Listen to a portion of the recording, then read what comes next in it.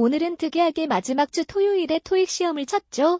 보통 방학이 끝난 다음 달 시험장은 한산한데 오늘은 시험 치러 오신 분이 많았습니다. 오늘 애쉬 시험 난이도 어떠셨나요?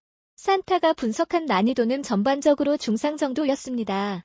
파트별로 보면 파트 1은 중, 파트 2는 중상, 파트 3는 중상, 파트 4는 중상 정도였네요. 특히 평소보다 집중력이 더 필요한 파트가 많았습니다. 파트 1은 빈출 사진과 표현이 나왔지만 보기가 전반적으로 좀 길었어요. 파트 2는 간접 답변이 평소처럼 절반 정도 됐죠? 그런데 간접 답변 패턴이 좀 다양하게 나왔어요. 직접 답변은 쉬운 편이었고요.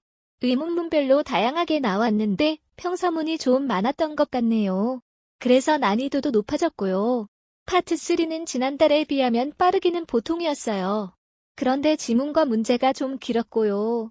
패러프레이징이 상당히 많이 됐습니다. 그래서 들은 내용을 제대로 이해하지 않으면 정답 고르기가 어려웠어요. 파트 4도 빠르기는 보통이었어요. 그런데 전문적이고 구체적인 내용들이 좀 있었죠? 그래서 이게 무엇에 관한 내용인지 처음 한 문장만 듣고서 이해하기 어려운 지문들이 몇 개 있었고요. 흐름을 놓치지 않고 듣는 게 중요했어요. 파트 4를 다 듣고 나서 지치신 분들이 많았을 거예요. 그럼 파트 1 사진과 빈출 표현 살펴볼까요? Helping the man at a counter. Handing over a document to the man. Some pictures are hanging on the wall. The monitor has been turned off. There's a printer next to the monitor. The chair is unoccupied. The blind has been pulled down. 파트 2의 주요 간접 답변 패턴들도 살펴보고 가겠습니다.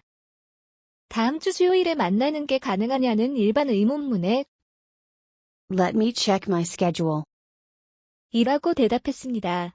뒤에 물건의 위치를 묻는 where 질문에도 체크 어디 라는 답변이 나왔었죠. 확인해 보겠다, 확인해 봐라 라는 답변은 파트 2에 자주 나오는 답변이니 꼭 기억해두세요. 웬 의문문에 대한 간접 답변입니다. 언제 택배가 배송되는지 묻는 의문문에 It just arrived. 라고 답변했어요. 미래의 예정에 대해서 물었는데 이미 그 일이 됐다고 대답할 수도 있습니다. how 의문문에 대한 간접 답변입니다. 학회에서 자신의 발표가 어땠는지 묻는 질문에 I missed the session. 이라고 대답했어요. 발표에 대한 의견을 구했는데 그 세션을 놓쳐서 아예 못 봤다고 한 거죠. 이렇게 의견을 구하는 질문에 대해 또 어떤 답변이 있을 수 있을까요? It was excellent. 이렇게 직접 의견을 제시할 수도 있고요. Did you attend the conference? 이렇게 반문을 할 수도 있습니다. 그 사실을 아예 몰랐다는 뜻이죠. 이렇게 요새는 한 가지 의문문에 대해 다양한 답변 패턴들이 나오기 때문에 주의하셔야 합니다. 그럼 애쉬 대비 전략 함께 알아볼까요? 파트 1은요, 빈출 표현을 숙지하는 게 무엇보다 중요합니다. 그리고 문제를 풀기 전에 꼭 사진을 먼저 파악해 두셔야 해요. 시험 보러 가면 파트 1 디렉션 나오는 사이에 파트 5 문제 푸시는 분들이 계시는데 그 전에 파트 1 사진들을 꼭 먼저 봐두셔야 해요. 파트 1도 발음이나 빠르기, 단어에 따라 얼마든지 어렵게 나올 수 있기 때문에 사전에 준비를 하고 들어야 합니다. 파트 2는요, 다양한 질문과 답변의 패턴을 익히고 질문의 의도를 파악해야 합니다. 확인하려고 물어봤는지, 정보를 얻으려고 물어봤는지, 의견을 구하려고 물어봤는지에 따라서 답변이 달라질 수 있으니까요. 파트 3와 4는요, 무조건 문제를 먼저 읽어둬야 하는 거 알고 계시죠? 특히 요새는 보기들이 길어지는 추세라서 시간이 나면 보기도 읽어두세요. 의도 파악 문제는 보기까지 읽어둬야 될 때 맥락을 바로 파악할 수 있습니다. 그럼 RC 시험 난이도 살펴봅니다. 오늘 시간 부족하신 분들이 많으셨을 거예요. 뒤로 갈수록 점점 어려워졌거든요. 파트 5 난이도는 비교적 쉬운 편이었습니다. 품사자리 문제보다 문법, 어휘 문제가 약간 더 많이 나왔는데요. 관용 표현이 많아서 공부 많이 하신 분들께는 유리했어요. 문법도 인칭대명사, 전치사, 동명사 자리, 동사어형처럼 자주 나오는 것들만 나왔습니다. 파트 6는 무난한 편이었습니다. 문맥 문제는 지문 주제와 흐름을 이해해야 풀 수 있는 문제들이었죠. 이제 파트 6도 지문을 처음부터 쭉 읽어가면서 풀어야 되는 파트가 됐습니다. 파트 7, 어려웠어요. 지문 길이는 언뜻 봐서 그렇게 길지 않았는데 패러프레이징이 어렵게 됐고요. 추론과 사실 확인 문제가 많았어요. 그래서 보기도 길었고요. 생각하면서 풀어야 해서 시간이 꽤 많이 걸렸습니다. 그럼 주요 문제 2개만 살펴볼까요? 먼저 대명사 문제였는데요. 보기에 대명사, 한정사, 이렇게 여러 품사들이 있으면 먼저 빈칸 위치 보셔야 하죠? 주어 자리에 있습니다. everything은 모든 것을 뜻하는 대명사, neither은 어느 것도 아닌 것을 뜻하는 대명사네요. 그럼 해석을 해봅니다. is offered at a special price. 이건 특별가에 제공이 된다는 거죠. 할인에 관한 내용이네요. 그럼 문장이 모든 것은 특별가에 제공이 된다라는 의미가 되어야 해요. 그래서 A가 정답이에요. 이 문제는 비교적 쉬웠지만 보기에 대명사가 2개 이상 있을 때 그리고 용법을 잘 모르는 다른 말이 들어가 있을 때는 난이도가 높아집니다. 이것과 비슷한 유형의 문제풀이 데이터를 보면요. 700점대 유저가 36.3%, 800점대 유저가 44.6%, 900점대 유저가 57.9% 맞춥니다. 각 대명사의 쓰임을 정확히 알아야 고득점을 할 수 있다는 얘기겠죠. 다음 문제는 동사어용 문제였습니다. 어용 문제도 빈칸 앞뒤를 봐야 하죠. 문장을 보면요. 주어, 동사, 전치사, 그리고 빈칸 다음에 명사가 있습니다. 그럼 여기가 명사 자리인가? 라고 생각하시기 쉬운데요. 보기를 볼까요? to 부정사, 동명사, 동사, 동사가 있습니다.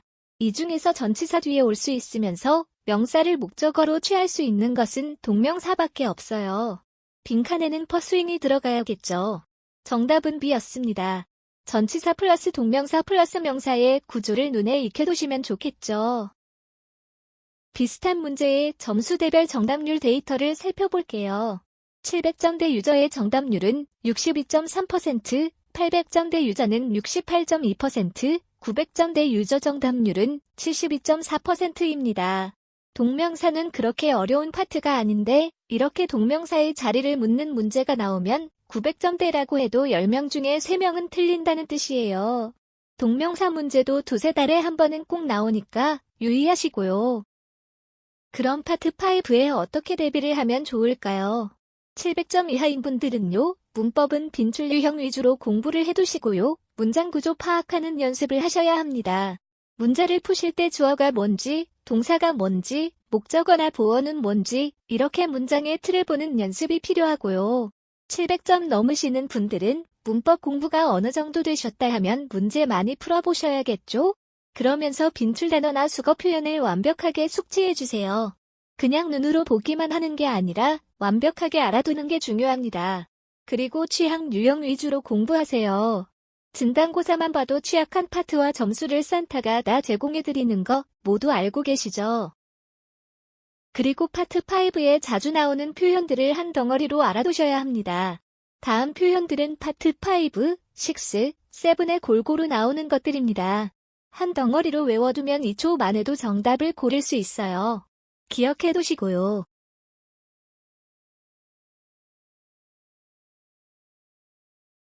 오늘 특히나 어려웠던 파트 7의 경향과 대비 전략 알려드립니다. 우선 파트 7은요. 불과 몇 달 전하고만 비교해도 점점 어려워지고 있는 것 같아요. 그 이유는 정보를 종합하고 행간을 읽어서 추론하고 지문의 디테일을 파악하는 능력이 중요해졌기 때문입니다. 지문 일부만 읽어보고 풀 수 있는 문제들도 여전히 있지만 지문 전체를 보고 제대로 이해해야 풀 수 있는 문제들이 늘어나고 있어요.